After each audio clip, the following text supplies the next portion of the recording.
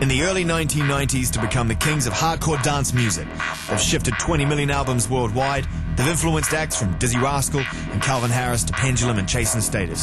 And they're still dropping some of the fattest and most inventive beats imaginable. From playing to a handful of clubbers in a small Essex town to becoming one of the biggest bands on the planet. This is the story of the Prodigy. I get the whole crowd going. They're amazing, aren't they? Absolutely classic. The drum beat is just ace. It's just the atmosphere that they create. Really buzzing. But I love them so much, they're great. This is just good. You can't not like the Prodigy.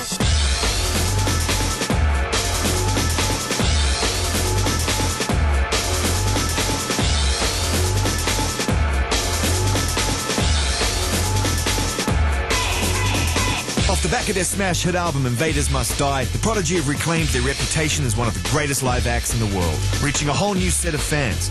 As well as wowing the usual festival crowds, 2010 also saw them playing their biggest ever UK gig to an amazing 65,000 people. I recently caught up with Liam, Keith and Maxim during a break in their hectic schedule. BBC Radio 1 Stories.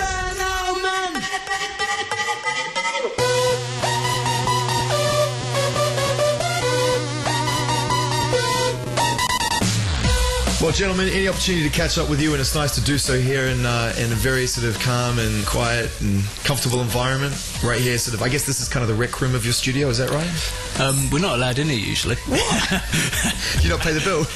We end up on the roof most of the time. Yeah. Well, this is in the complex where you guys make your music as the Prodigy, and we're here to talk through the story of the Prodigy, and it's been quite a story. Yeah. And I suppose that really, to say straight off the bat, the good news is that we're catching up with you at another peak for you guys. We're not looking back over the glory days and reminiscing. We're actually catching you in a moment when I think you're probably at your best as a fan. Thank you. So it's nice to do that. Good. Nice. I guess you guys haven't spent much time here in the studio complex recently because the road was constantly crawling, isn't it? That's right, yeah. Been quite busy. Yeah, flat out. Being a live band is sort of like the key to the Prodigy, really. But it's kind of funny, you know, one kicks the other one up the arse, you know, because you've got to get into the studio to make new tracks, to keep it rolling and keep everything fresh. Well, the demand for you guys as a live band has just gone up and up and up since the release of Invaders, you know, and obviously that's a great thing. But at the same time, is it getting to the point now, Liam, before we start going right back over all ground, like you're ready to move forward? I'm looking forward to getting back in the studio for sure. I think every album has a certain cycle as far as playing live, and then you sort of run out of steam a bit. We haven't yet, but it's getting to that point where you need the new injection of the tunes, you know. That's what drives us, you know. We always have to have new tracks in the set to keep us going. BBC Radio 1 Stories. All right, let's go right back to the very beginning. This is about as comprehensive as I've ever gotten with you as well. So this is the story of the Prodigy, and we have to start at the start. Before you guys were a band, I mean, you know, how long had you known each other? I mean, what was your relationships like before you actually started making music or hanging out together on a creative level? We literally met Maxim on the first gig in Hackney, in Dalston, in Four Aces Club. I think me and Keith had known each other for a year and a half. Yeah, about that. We'd been kind of like... We were sort of all friends through party friends. Keith, you were living in kind of like a squat, weren't you? And I had a girlfriend that lived in the same place, and so we kind of met through that, you know, sort of ravers.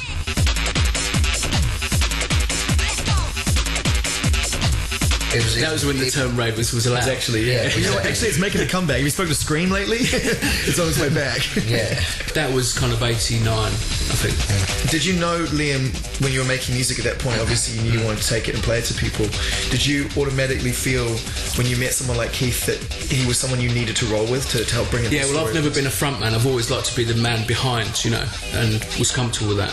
So I mean, when at that stage Keith and Leroy came to me and they were like, we were watching bands like Enjoy, and we were like, yeah, we can do this, you know, we can do it better.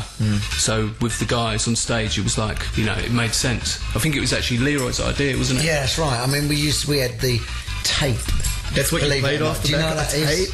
Yes. Oh my God. Yeah. You actually had the tape, and you used to cane the arse. Oi, Liam, press play on the tape.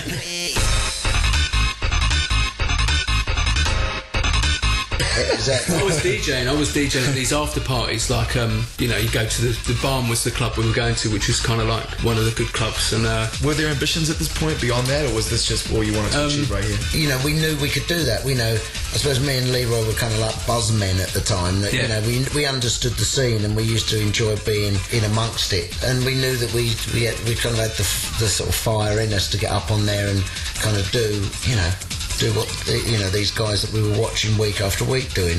And then when we got Liam's sounds, it was like, man, this is so possible.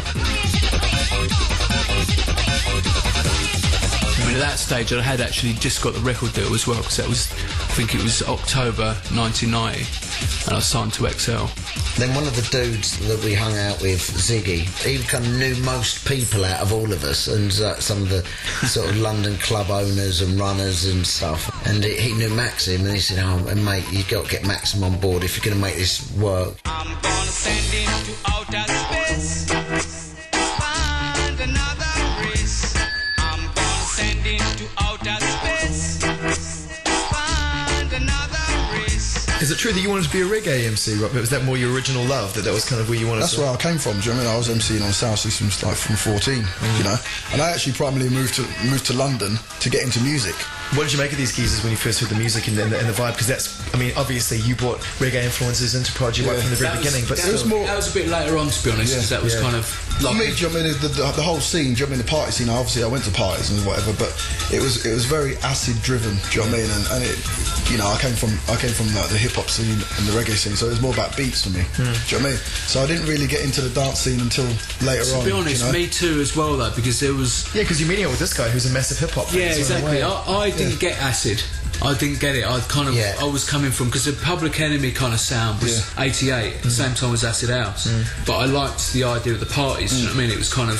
So how can you make that kind of noise, that kind of like clash of incredible samples and stuff mixed with the fun? How were people reacting to your music at the time, Liam? Because like you say, there's all these influences that are slowly coming together. Call it fate, call it coincidence, whatever. You're getting, you know, this reggae influence mixed up. You've already got kind of Leroy and Keith there, and they're very instrumental to helping you build like it. How people is in like the crowd started to respond to the original stuff as you played it more and more, because you've always had different influences than a lot of those people. We knew people were starting to get it, but we knew it was a real kind of London thing, really. It wasn't really going out of London. But the real cool thing was, you know, still going out to the parties then, and then hearing the tracks out. You know, that was a real... That's all we ever wanted, really, just for people the DJs to play our tunes, you know what I mean? How did it feel to have been these guys kind of playing these races and potentially 10 people in a car park or in a field in the middle of nowhere spontaneously, and all of a sudden you're releasing singles, getting props, and, you know, I'm just trying to put you guys in the picture again of how it felt as it was starting to unfold. I think Rain Dance was the point we thought we'd arrived. Yeah. I mean, the rave we were going to,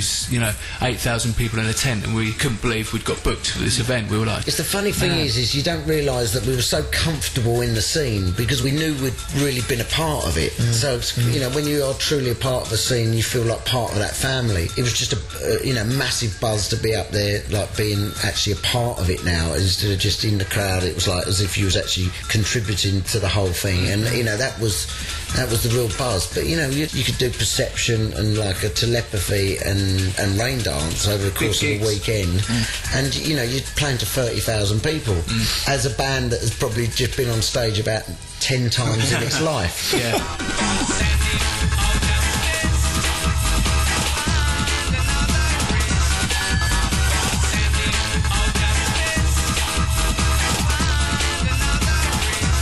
Our goals, if anything, was to get into clubs and raves for nothing. Yeah, true. And to be backstage. Yeah, man, we were rocking it. We milked it. We stayed there till 6 in the morning every time. Pay close attention. Pay close attention. In the summer of 1991, the group released their debut single Charlie, which reached number 3 in the UK singles chart and eventually shifted over 200,000 copies. This groundbreaking anthem has often been described as the track that sent dance music mainstream.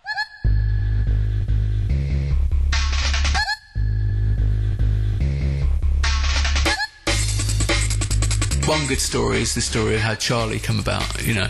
I mean, I wrote the tune, come back from probably the Barn or one of those gigs, and flicked on the TV, and there was all these mad 70s adverts in between, the double-deckers I think it was or something. Charlie Says come on, and I was just like, my mates are going to love this if I sample this, it will do their heads in. Well, yeah, we just turned up at Telepathy. I mean, it was just wicked, the venues we played in, you know, like this broken down kind of warehouse in the arse end of Leytonstone, you know, and we're setting up and we're sort of, it's just before everything's about to kick off, and then this track comes on, and I'm like, oh, Liam, man, listen, check this track out. God, it's thumping. And he's like, oh no, this is us. This is the new track I told you about. I'm like, no way. And he said, yeah, we're playing it tonight, you know, and that was Charlie, you know what I mean? You know, and there's me trying to... What rehearsal?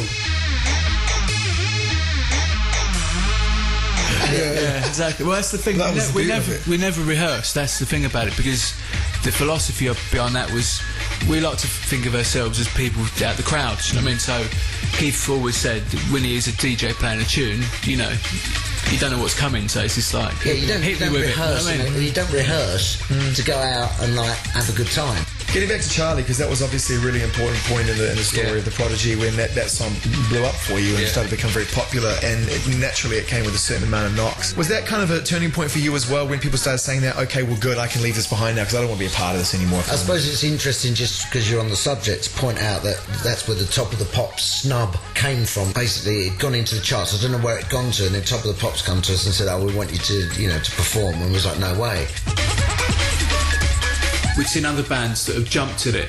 You know, we really believed in the rave scene, and we wanted to try and hang on to the underground, and we knew as soon as we'd made that transition, we'd kind of lose some of that. And then the record companies turn around to us and say, listen, you've got to do it. You'll sell 30,000 records overnight for going on Top of the Pops. I remember it clearly, you know.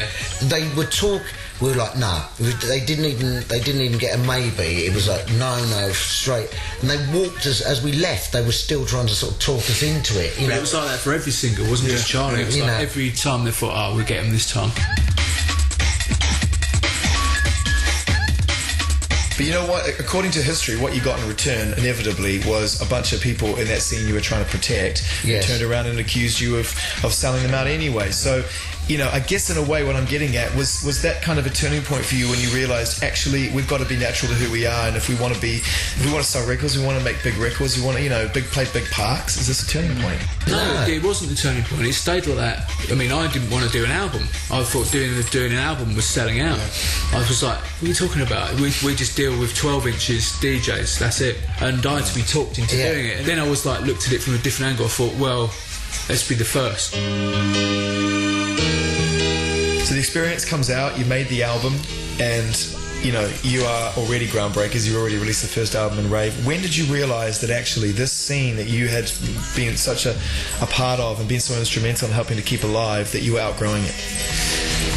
I think when it started to actually physically die. I remember that exact moment for me, actually, on stage in Scotland. We'd done Wind It Up.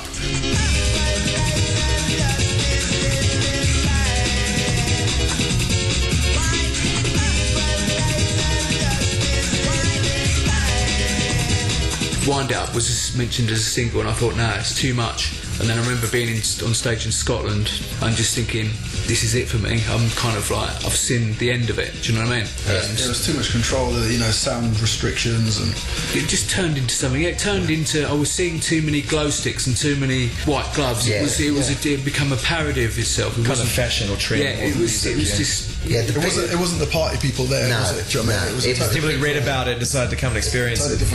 You could go down your high street and buy the kit. Do you know what I mean? And then just sort of put it on with no belief at all.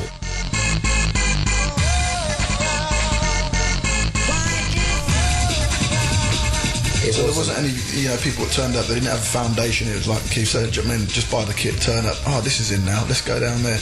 Which is great, because I'm sure everyone had a good time, but I mean, me personally, we liked to be, you know, cutting edge, and we kind of like, I just wasn't getting the enjoyment out of it at that stage anymore. Yeah, different things had taken over the rave scene, the money thing had come in, and the sound's been turned down and stuff. I think at that point, we ended up in America, and we heard Rage Against the Machine's first album.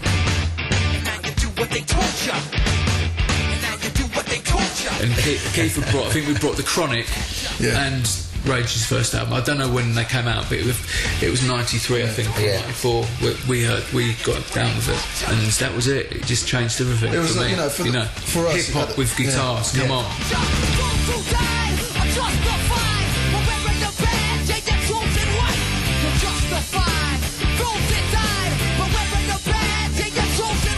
around that time, all we was listening to was mixtapes of like all the DJs. So there wasn't really many influences of any other music coming in. So once we heard Rage and The Chronic, it was like, wow, you know. Well, it definitely, definitely lit a match for you guys, and what we got was officially in our world anyway, bona fide masterpiece. You know, a record from start to finish that can't be picked apart in any other way, but just it's perfect. Music for the jilted generation. And how were you working in your studio at this time? Had it changed from the experience? Were you trying new things, new technologies? Studio, I was in the Grey studio. Yeah, that's right. Yeah. How were you making music at that point? I mean, had the hours changed? Had your attitude towards making music just living it? It's all day long, all night long. Yeah. Usually the first person to come in the studio was the person that ended up performing on stage to the track. Yes. You know, so it would be like usually a race between Keith and Leroy to get in the studio. You know, Jilted was kind of I was proper greedy though. I've got to be honest, I was proper greedy. You just stayed at my house in a one-man tent. I did. Driveway. I used to honestly, you can't argue with that, boys. If you wanted that bad, go ahead. Yeah, man.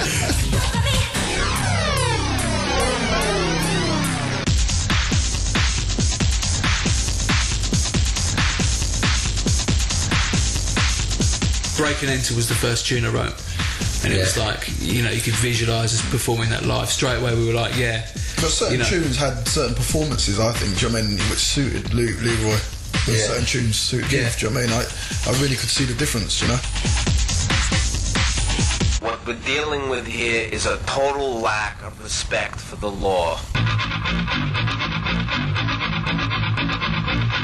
What I really like about that record as well is that, you know, you said you never really got acid, and yet there started to be a few acid lines floating through the record, like riffs, using them like riffs. Yeah, definitely. It's riff heavy, that album. The whole album's riff heavy. That, I guess, it goes back to the Rage Against the Machine influence, things like that, trying to use your equipment to create that same dynamic.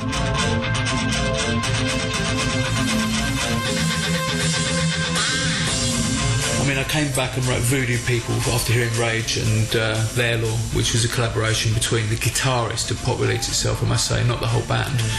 Only because we'd hung out with him for a few gigs and he was the only guitarist I knew. That was the reason, you know.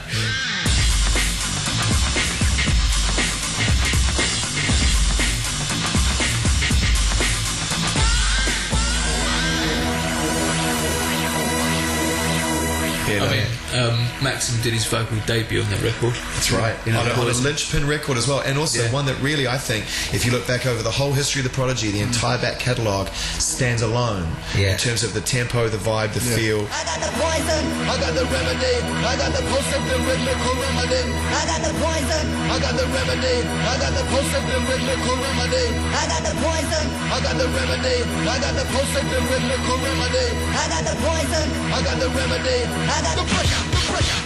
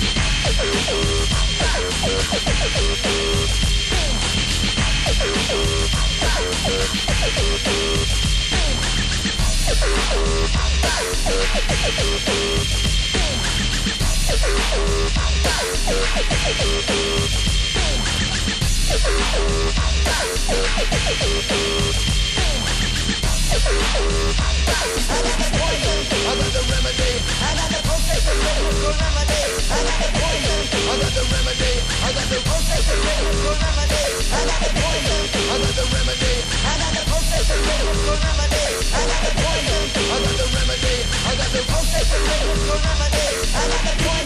I got the remedy. I got the perfect rhythmical remedy. I got the poison. I got the remedy. I got the perfect rhythmical remedy. I got the poison. I got the remedy. I got the perfect rhythmical remedy. I got the poison. I got the remedy. I got the poison. I got the poison. I got the poison.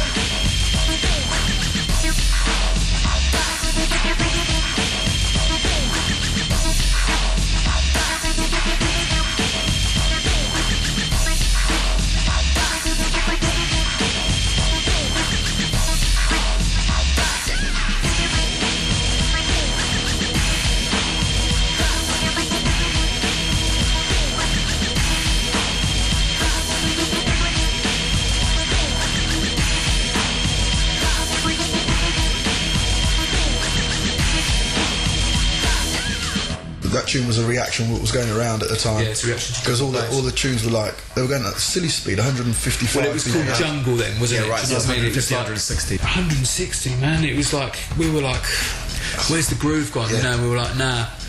So that was a definite reaction to that Poison. I'm Zane Lowe, and you're listening to The Story of the Prodigy on BBC Radio 1. Was it a fun experience making music for the Jilted Generation? It's fun to listen to. Yeah, it was, yeah. What was going through your minds at the time? I mean, you have had success at that point. You're making a stylistic and musical shift. Did it feel like the whole world was ahead of you? No, in my head, I thought we were a new band. You know, we did actually cross my mind whether we should get rid of the name and start a new band name, because we literally, even on the gigs, we went back to square one, back in a tour bus. Yeah, like going from the big raves of 30,000, going, right, that's gone now.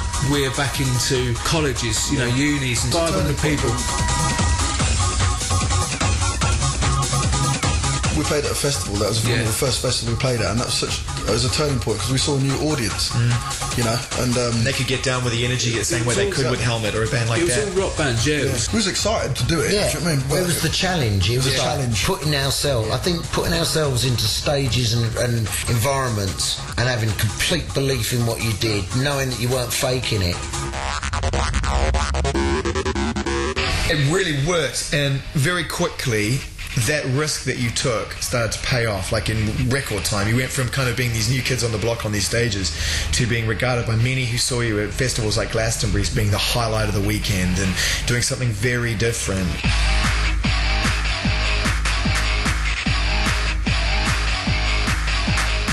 We had respect, always from the crowd, but we always had, I think, the undercurrent of people that were like against us, but that's all part of why the band exists, do you know what I mean? You've got to have that kind of, you've got to be fighting all the time, you know, I think, do you know what I mean, for it to be worthwhile.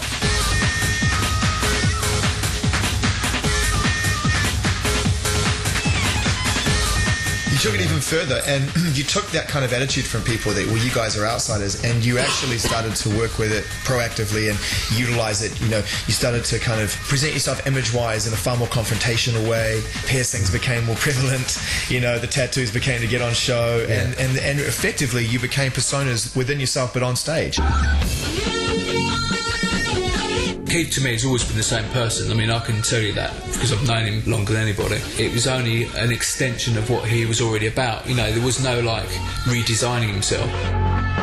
Firestarter was the first tune I wrote, and I remember I got him round and said, right, this is the intro for the new album. This is the intro. It's going to be an instrumental. And he was like, no, I'm not having that. He goes, if there's ever a tune I'm going to do a vocal on. I was like, a vocal? And he's like, yeah, man.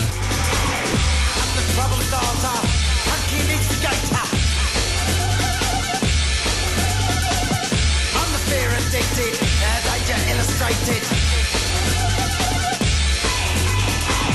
I'm a fire starter, twisted fire starter. You're the fire starter, twisted fire starter. I'm a fire starter, twisted fire starter.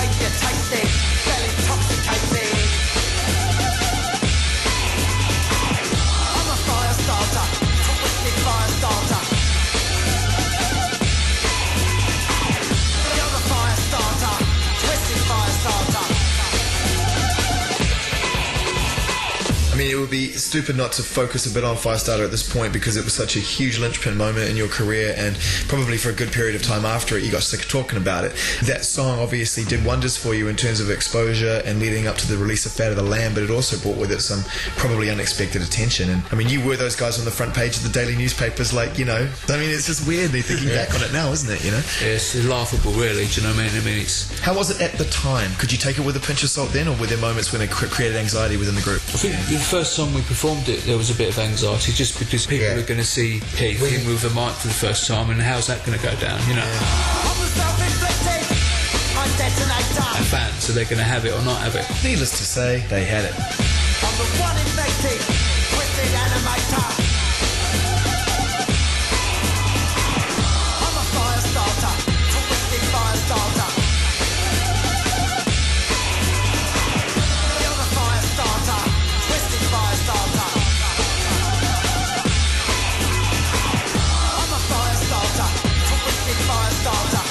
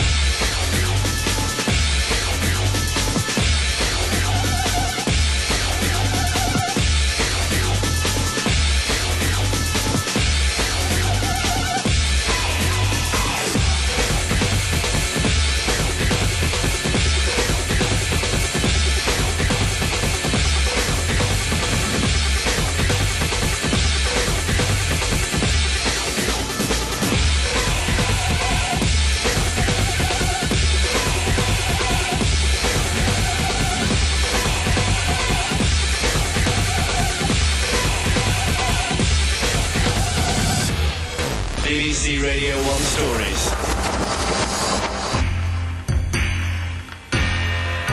In between music for the Jilted Generation and the release of Fat of the Land, you guys had played with Oasis at Nebworth, you played huge shows. Yeah. Everyone knew who you were.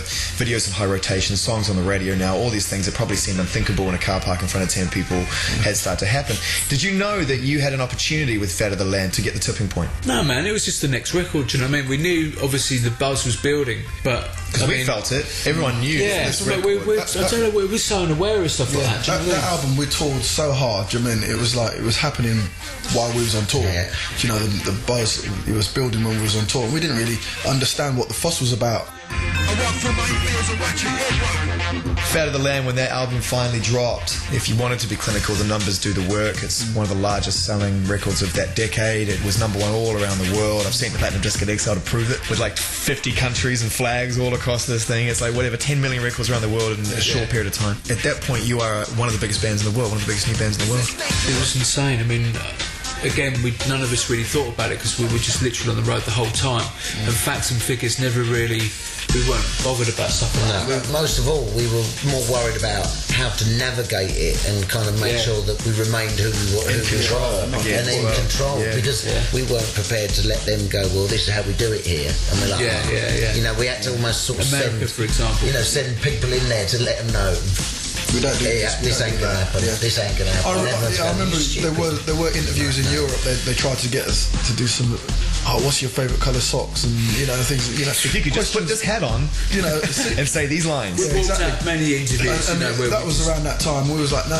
You know, we're quite serious about what we're doing here. This is dangerous. I walk through my fields and watch your head rock. The incredible success of Fat of the Land saw the group finally break the American market, cementing their status as one of the most successful acts in the world. The impact they had in the States took even them by surprise. I remember Richard ringing me up from XL and he was like, we might break into the top 20 with this record. And I was like, nah, man, never. In America, you know. And then the next phone call was like, man, you're number one. I was like, you're kidding, you know. That was kind of the moment it really just threw me a bit. Do you know what I mean? It was like, at the same time as it being, yes, but... We were so furiously determined that we didn't just sort of turn into this stadium band and sort of, you know... You retain the origin of what you were trying to achieve right at the start. Yeah. Were you partying? Did you take advantage of it? Yeah, for sure. We've read books about it. Did you enjoy it? Yeah, rinsed it out. Yeah, I can't remember it. I think we handled the whole thing really well. You know. Quote.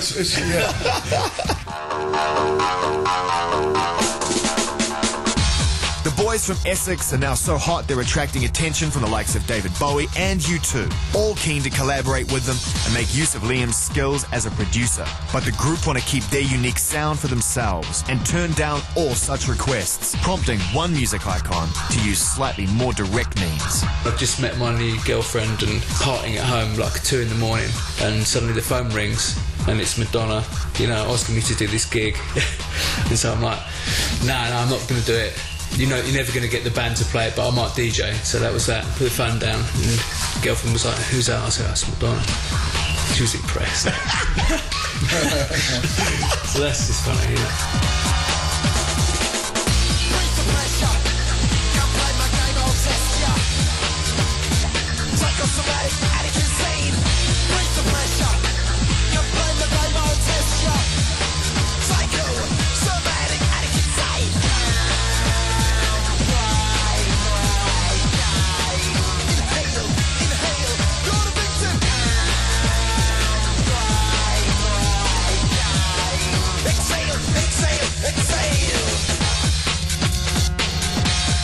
Is it true that you said, how'd you get my number? Yeah, I did say that. that is actually the first thing I said was, how'd you get my number? Well, I'm Madonna. You know. That's just more of a fun story, to be honest. That's great, though. I mean, you know, for a bunch of guys, you know, we've got the origin of it now. And I just rate the fact... your girlfriend, do you know what I mean? Well, it worked, obviously. Yeah. What I rate, though, is the fact that knowing you guys the way you are, that is the no BS thing about... I'm just so impressed that you said, how'd you get my number? I mean, most people would you know, drop their stomach, you know, if Madonna called them.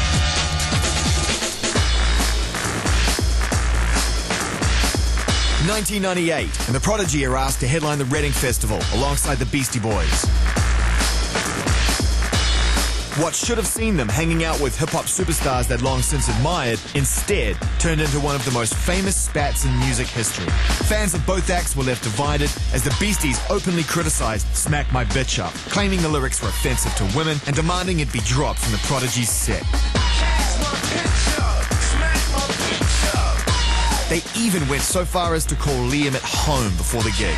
Liam picks up the story. When I received a call at home, you know, don't ring me at home and do that. Do it through a bit of management or something, but don't ring me at home. Which member was it? Do you remember? It was Ad Rock. You must have thought, like, am I dreaming? Yeah. Is this a joke? It seemed like a wind-up. It took me sort of a few minutes to sort of get my head together, and then the anger started to sort of well up after a couple of minutes. And then I was like, listen, that lyric is a way of expressing anger and kind of, you know, it obviously isn't related to that. The metaphor, effectively. Yeah, really clear it's exactly what it is, you know. I can't even say some of the stuff he was saying, and I was just like, man.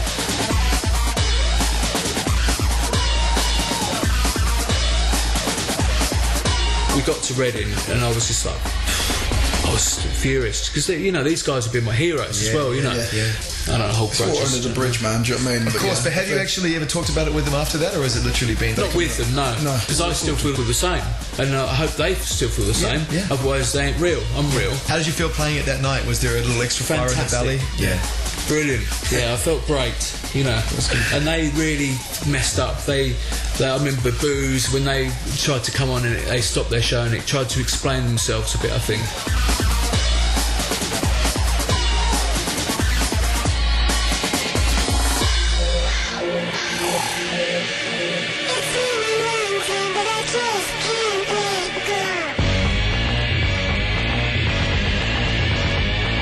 Wow, what a journey so far. And then you've got to take stock because the road comes to an end. What was the feeling like with the three of you, or the four of you?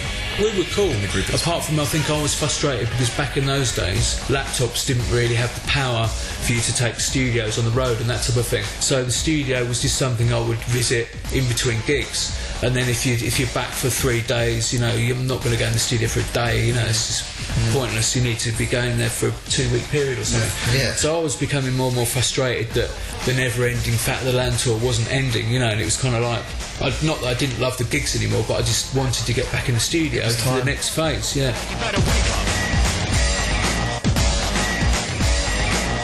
When did things with Leroy change? That was 98, wasn't it? Was it 98? No, it was more 99. 99. Yeah, he was complaining about his legs and stuff. I mean, he pretty much caned his legs for the previous 9 years, you know. And he could see the way the band was developing through each album, and I think he felt like he was just... not. With all due respect to Leroy, who I remember the first time I ever saw you live, I kind of watched him a lot of the show. He was very mesmerising about him, incredibly charismatic on stage, and for me was a big part of the heart and soul of the band right through the early stages. And he was our best friend, you know. So it's always hard when you've got your friend. The thing is, when you're 6 foot something, you know, it's hard to travel. It's hard to travel, and then if you're down on stuff, and you know, he didn't want a token role. But it's like any relationship, business and friends. You know, the friendship got better when he left. You know, because he didn't have the stress of it anymore, and it was kind of the best thing for our friendship. I think that the fact he did leave. You know. Yeah. At this point in the story, you know, really important to just to reiterate that going back to his original stories about he was so encouraging right at the start and was a huge sort of like linchpin in getting you out of the bedroom and into the stage. Absolutely. And, you know, 100%, man.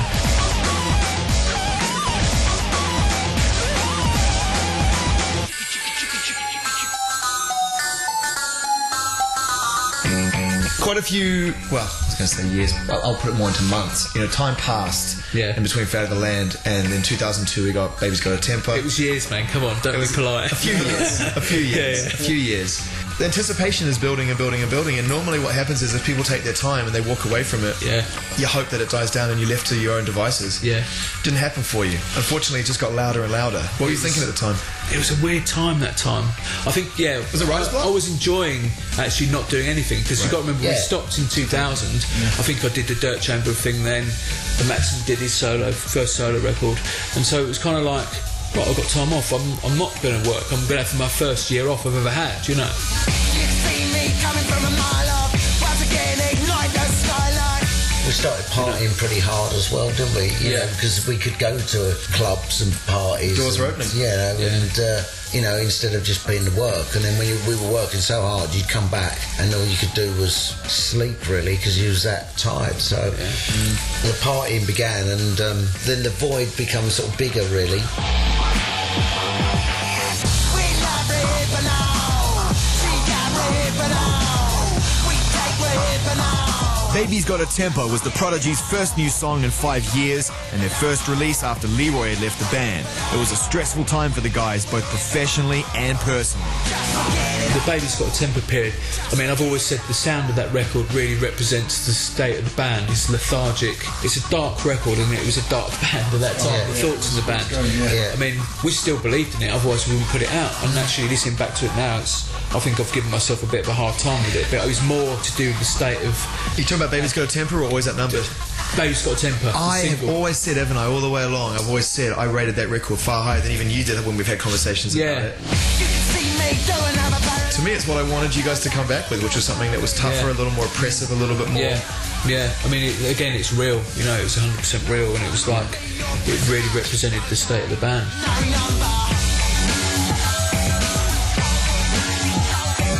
I think the problem is with it just took too long, you know, getting back. I mean, we'll never make the mistake again.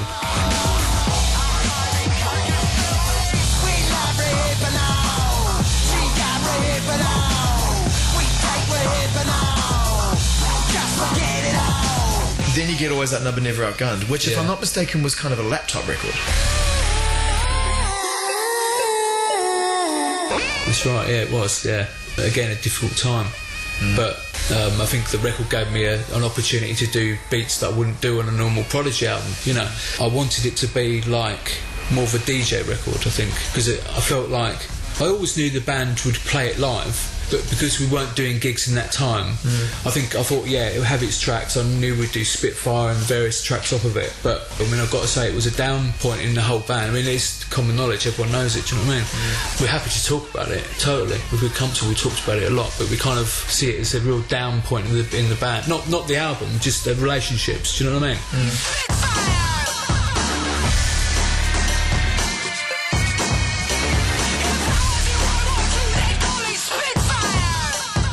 We look at the album as kind of like a bit of a lost record, but it's one a Prodigy fan can discover, do you know what I mean, and go, actually, that's quite a good record. To me, what that record is, if I can give you a compliment, is it shows off your ability as a programmer and as an engineer more than as a band, you know?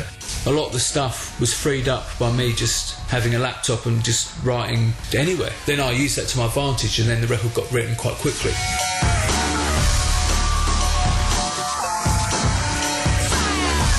You're listening to The Story of the Prodigy with me, Zane Lowe, on BBC Radio 1. 'Cause you know that I can. We got together with you guys and did the Legend series for Radio 1, which was before Invaders and after Always That Number Never Outgunned. And one of the things I remember from doing that show and getting the Maid of Vale session was just how great the chemistry was with you guys. After all this talk had been going on around the release of that record, the relationships had broken down, communication was awful, blah blah blah, whether it's rumour or fact. I just loved the fact that you seemed like the Prodigy to me when I interviewed you that day. And I knew that something magic was going to happen in the next 12 months. I just felt it. I knew there was going to be a record and it was going to be this. We'd fixed it all up, man, to be honest. I mean, don't forget we had the singles album, so me and Keeper spent many nights, you know, late nights into the morning. The problem was always between them. We are Prodigy.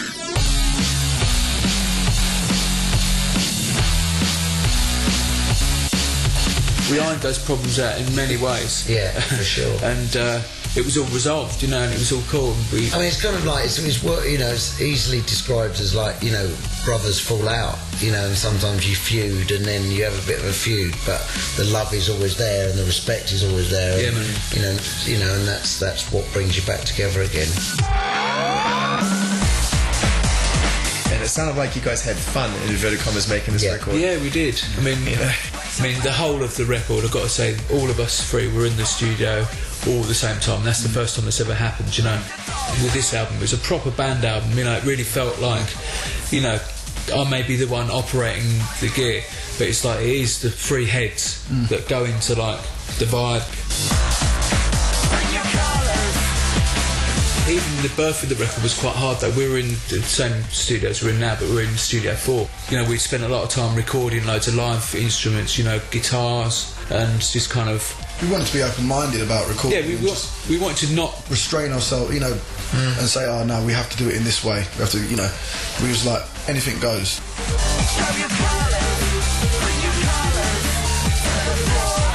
Yeah. But you got to focus a record, and to do that, it sounds like you went to a small room and actually focused your surroundings as well. I think what happened is we'd written colours in that first room, which when you actually listen to the record, you can almost hear the difference in the kind of work. It's more of a song, I guess, as well.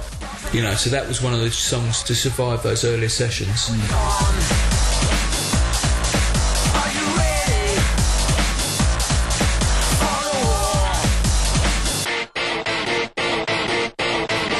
It was at a similar time as we moved upstairs, so we started Warriors Dance. Warriors Dance was born in this very room here on this sofa, in a way, through, you know, being given the slot on, was it Gatecrasher? Great Gatecrasher.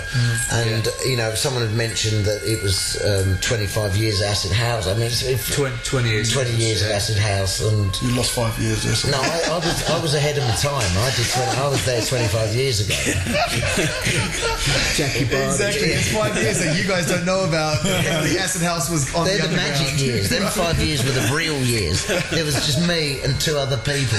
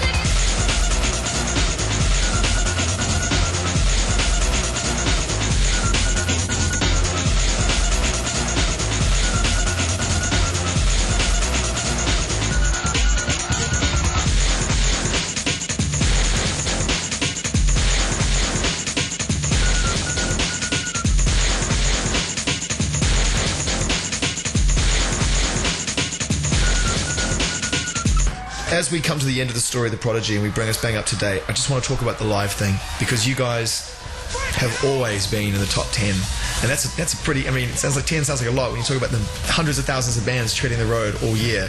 You guys are there, you know. It's where you started before you started making records.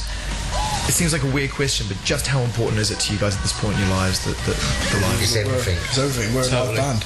Do you know what I mean? That's what we're about. You know, being on that stage and performance and bringing fresh music to the stage. Absolutely what it's all about.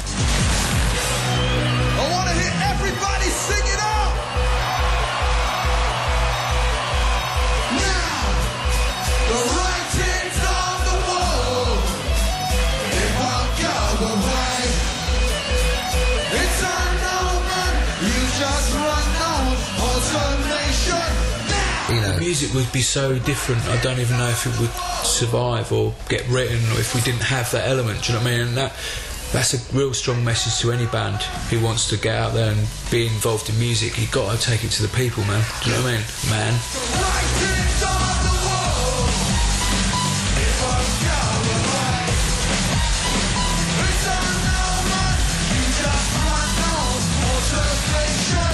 You have to reiterate the fact that the music is written for stage, you know. Yeah. That's what it's written for. It's not just to put out on an album and you've got to turn it into 3D. There's a lot of energy involved, and obviously I have to keep fit to do it. I'm not up there because I like working out or I enjoy the gym. I'm up there because in my head I'm going to smash someone to bits at the weekend. It's a warrior mentality. It's a fighter mentality. Yeah. That's the only reason I'm doing it, because I've got it in my head. I'm never going to be taken out this coming weekend. It goes back to that kind of party scene ethic, that it's got to thump. It's got to be the big tune that smashes the place to bits. The sound's got to be massive. You know what I mean? And there's no wishy-washy, there's no time for that. It's got to be out there, it's got to be an onslaught.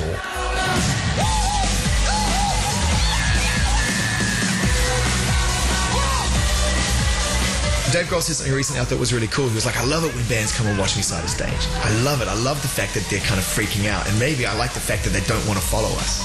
You know what I mean? It is still a playground, isn't it? It is still a competition in a weird way. You know, when you're on that stage knowing that you're going on, maybe seconds top, do not follow us. When we go on the stage, man, we're the best band. Yeah. You know? Listen. I want to see everybody get up moving. To be on stage and you feel like, man, who's going to follow me? I'm the best performer. It's kind of like people. And then you have Keith next to me performing, and then you have the toughest music. Yeah. You just feel like,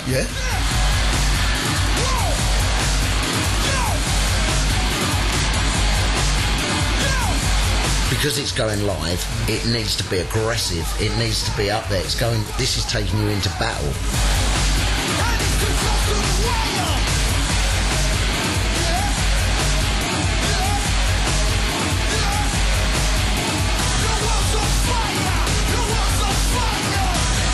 So, where next for the Prodigy? The details of their forthcoming album are top secret. But I managed to get exclusive access to Liam's studio, where he played me some never-before-heard outtakes from Invaders Must Die, which may yet see the light of day in another form.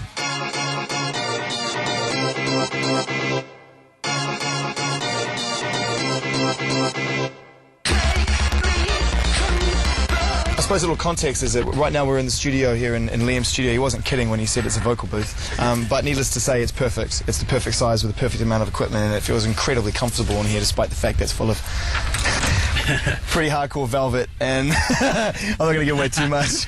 I'll keep it dark. Keep it dark, there's no doubt. So this is a track that you did kind of around the Invaders sessions. Yeah, I mean, I did a lot of different tempo stuff. I was really in the experimental mode, and this was recorded like, I was going to just play a couple of bits. I thought it might be interesting to hear. A couple of bits that didn't make the cut, but I still thought, maybe it could have something for the future. But like, this is just literally like 25 bars of something kind of more on a hip-hop level that I kind of liked, BBC Radio 1 stories. Behind the scenes, behind the headlines. In depth and in person.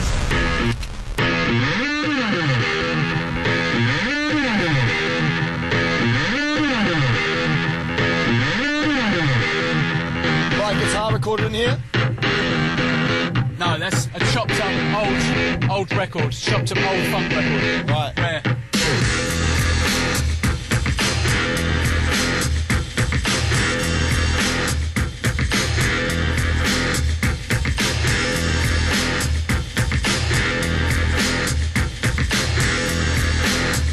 No more than that. Well, you know what? Slap Maxim on it, call it a Prodigy record, and we'll see what happens. You know, that probably kept me amused for like a day, you know, and then I kind of moved on to something else. Yeah, so the transition from Lap being, like you say, 25 bars, a good solid idea, which is how pretty much any producer in a beat-making environment will say it all starts. Yeah. Then for it to take structure and take shape, what's the turning point for that song? Is it the guys coming in? It's got to move pretty quickly, to be honest. I mean, that one probably come off of me hearing something and I thought, right, I've got to make a beat like that, and basically then I hit a brick wall with it, and then it just didn't develop any more than that. It felt like it was probably in need of like more of a vocal all the way through or something, so it felt almost like it could have been, because I did do a couple of collaborations with different people on Invaders which didn't see the light, so that might have been a beat for one of those guys, you know what I mean? Who didn't make it on?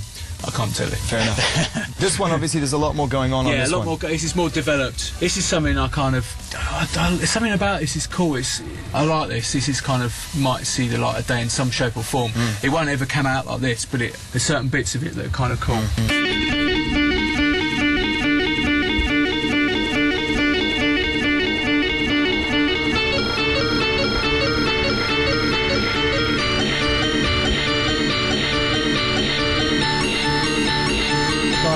It just sounds like the Prodigy straight away, doesn't it? It's incredible. It doesn't in a minute.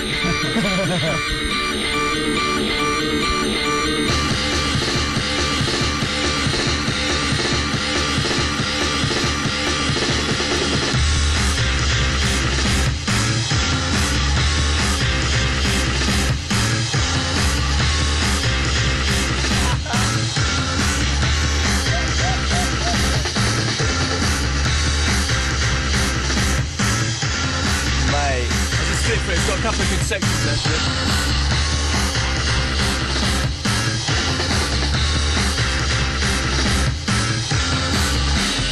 This bit sort of reminds me of Rage or something, you know? Yeah, yeah.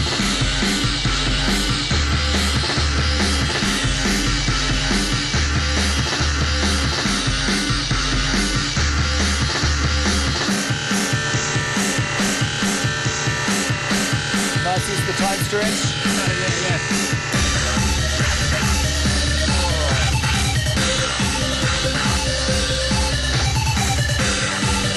I really like this bit. This bit's got legs. Yeah.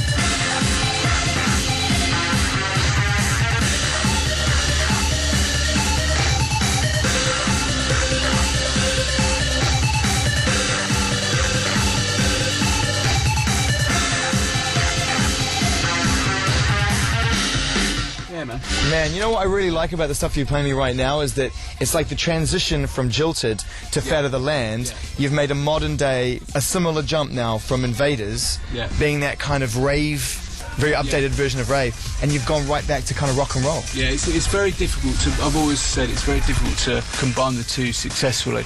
You know, there's no point in trying to make a synthetic rock record, do you know what I mean? So make it a dance record, but just make it raw. You got to treat it like samples, I guess, in that sense. You got to just make it raw. You think of it like a punk rock record and just keep it electronic, but just add those elements in very carefully. Do you know what I mean? It feels like a natural step energy-wise as well. I mean, obviously, whether or not this ends up leading the way for the next record, but it feels like it's a natural step from the energy of the last record to this one. You made a similar jump last time, but it's different. It still sounds... I mean, that one, to me, at moments sounds like it's kind of almost a 60s... Yeah, it reminds me of The Who or something. Or like The Creation or something like that, yeah. Exactly.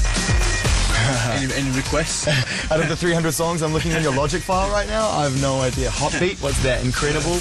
What's this? Live Brum? Yeah. Working titles are always the best. Now that is actually Tom Morello's song, funny enough. Wow. That I was... That you're scrolling past very quickly. I was going to get involved in, and I think I was too tied up in the studio with the record. Yeah, yeah. That would make sense, a collaboration with him in the future, though, wouldn't it? You know, I mean, it being such an influence, it would be full circle. Yeah, I mean, both those two things, you know, they were just kind of things I just threw up, you know. But this is the interesting time for you, isn't it? Because now that you're coming to the end of the touring for Invaders, I suppose the natural place to start is on what you're doing. You're revisiting old ideas to try and kickstart the next next record. Yeah, but also have a skim through it, but not get tired, because I don't know, you got to really start fresh. I think that last song has got elements that would bring into a new version of it, do you know what I mean? Something cool about kind of starting from scratch, do you know what I mean? I don't want to just, because there's a reason they didn't make it those cuts, do you know what I mean? So contextually, I guess they wouldn't fit on the last record. You have to tell a story with each one. Exactly. This place is just so... I mean, I'm not going to describe it because I think it really needs to remain your safe place. But, it does just scream what your records sound like, you know? Yeah. This is where one of the places you feel most comfortable in the world? It looks like my bedroom from when I was like 16. You know?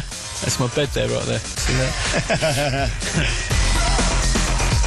So that's the story of the Prodigy so far.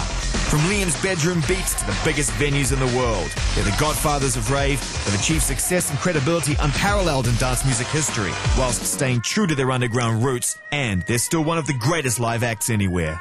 But the best part is, their story isn't over yet. Next up, it's Nick Grimshaw. But first, here are the latest news headlines from Newsbeat.